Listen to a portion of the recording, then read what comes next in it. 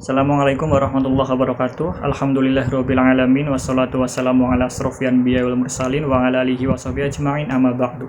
Pertama-tama marilah kita panjatkan puja dan puji syukur kehadirat Allah SWT yang telah melimpahkan nikmat dan hidayahnya sehingga dapat berkumpul tanpa suatu halangan apapun.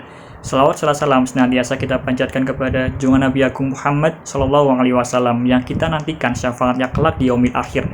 Amin ya rabbal alamin. Yang saya hormati Bapak Kepala Desa Purwokerto Kidul, yang saya hormati juga seluruh perangkat desa Purwokerto Kidul dan seluruh warga desa Purwokerto Kidul yang hari ini sangat bersemangat. Pada kesempatan kali ini, saya Muhammad Iqbal Prayogi akan berbicara mengenai rekayasa genetika dalam Islam dan Muhammadiyah. Rekayasa genetika adalah suatu teknologi yang memanipulasi materi genetik suatu organisme untuk menciptakan perubahan yang diinginkan secara genetik.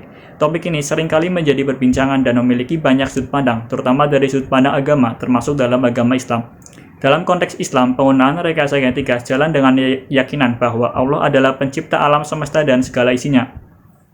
Al-Quran Surah Al-An'am ayat 1 menjelaskan bahwa segala puji bagi Allah yang menciptakan langit dan bumi dan menjadikan gelap dan terang. Kemudian orang-orang kafir mempersekutukan sesembahan dengan Tuhannya. Dalam ayat ini, Allah mengakui sebagai satu-satunya pencipta yang berkuasa atas segala hal.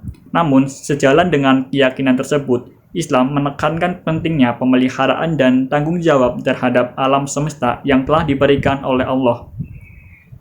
Dengan mempertimbangkan pandangan ini, kita bisa melihat bagaimana rekayasa genetika dalam Islam dapat diatur. Sebagai seorang Muslim, penting bagi kita untuk mempertimbangkan dampak sosial, etika, serta lingkungan yang mungkin timbul yang diakibatkan oleh rekayasa genetika.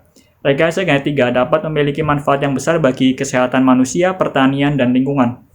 Seperti contoh, gen editing dapat membantu dalam penemuan obat-obatan baru atau meningkatkan produksi makanan yang lebih tahan terhadap hama dan penyakit.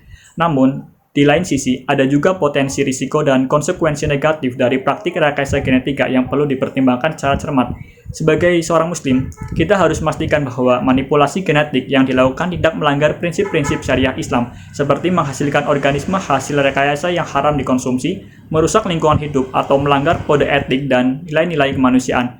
Dalam konteks rekayasa genetika, Muhammadiyah berpendapat bahwa penerapannya harus memperhatikan prinsip-prinsip etika Islam.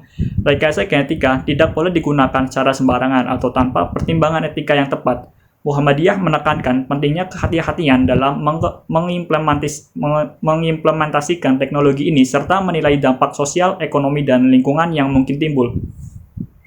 Muhammadiyah juga menegaskan bahwasanya rekayasa genetika harus diarahkan untuk tujuan yang baik seperti peningkatan kualitas pangan, penemuan obat-obatan yang lebih efektif, serta penanganan penyakit genetik. Namun, praktik rekayasa genetika yang dapat melanggar nilai-nilai kemanusiaan, merusak alam, atau menghasilkan organisme yang haram untuk dikonsumsi harus dihindari.